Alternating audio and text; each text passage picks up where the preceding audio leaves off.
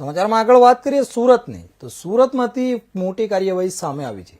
Google પર money એક્સચેન્જની દુકાનોનું search કરીને ઘરફોડ ચોરી કરનારા આંતરરાજ્ય ગેંગને સુરત ક્રાઇમ બ્રાન્ચે ઝડપી પાડી છે। ક્રાઇમ બ્રાન્ચે 4 મુખ્ય આરોપીને ધરપકડ કરી છે અને કુલ 7 ઘરફોડ ચોરીના ગુનાઓ ઉકેલ્યા છે। આરોપીઓ માત્ર મની એક્સચેન્જ ઓફિસોને ટાર્ગેટ કરતા હતા। ટેકનિકલ સર્વેલન્સ અને હ્યુમન ઇન્ટેલિજન્સના આધારે અલથાણ સ્થિત હોટલમાંથી આરોપીઓને પકડવામાં આવ્યા હતા। આરોપીઓ પાસેથી રોકડા રૂપિયા અને 3 મોબાઈલ ફોન જપ્ત કરાયા છે। તમામ આરોપીઓ ઉત્તર પ્રદેશના વતની છે અને મુખ્ય આરોપી સામે 10 થી વધુ ગુનાઓ નોંધાયેલા છે। પોલીસે વધુ તપાસ હાથ ધરી છે।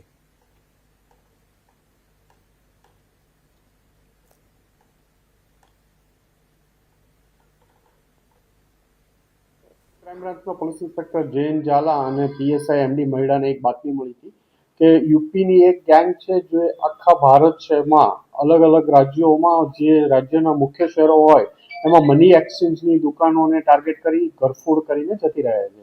એક રાજ્યમાં કામ કર્યા પછી હજારો કિલોમીટરનું અંતર કાપી અન્ય રાજ્યોમાં જઈ આ ગેંગ કામ કરતી હોય છે અને સ્પેશિયલ ગૂગલથી સર્ચ કરી મની એક્સચેન્જની દુકાન ટાર્ગેટ કરે છે। કેશના હિસાબથી કે ત્યાં કેશ જ મળશે આ ટાર્ગેટ કરીને આ ઘરફોડો કરતી હોય છે। આ ઇન્ફોર્મેશનના આધારે ક્રાઇમ બ્રાન્ચના પીએ જૈન ઝાલા અને પીએસ એમડી મહિડાએ 4 માણસોને અલથાણમાં એક હોટલમાંથી રિંકુ ચૌહાણ, યોગેશ ઠાકુર, જોગેન્દ્ર રાજપૂત અને અભિષેક ઠાકુર નાને પકડવામાં આવ્યા છે। એમની પાસેથી મોબાઈલ, કેશ વગેરે બરામદ કરવામાં આવ્યા છે।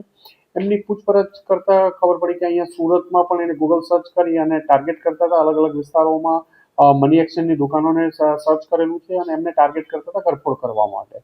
એ લોકો અહીંયા આવ્યા એ પહેલા એ ચેન્નઈમાં તામિલનાડુના ચેન્નઈમાં એ ઘરફોડ કરીને આવ્યા છે। ત્યાં અલગ અલગ 3 દુકાનોમાં ઘરફોડ કરી છે। એ પહેલા ત્યાંથી હૈદરાબાદ, સિકંદરાબાદમાં પણ એ લોકો ત્યાં ઘરફોડ કરીને આવ્યા છે અને મૂળ આ લોકો દિલ્હીના રહેવાસી છે। રિંકુસિંહ ઉપર 10 થી વધુ ઓફેન્સ દાખલ થયેલા છે અને અન્ય બીજા આરોપીઓ જે છે એમના ઉપર પણ ઓફેન્સ જોગેન્દ્ર ઉપર 2 ઓફેન્સ છે, અભિષેક ઉપર 1 છે।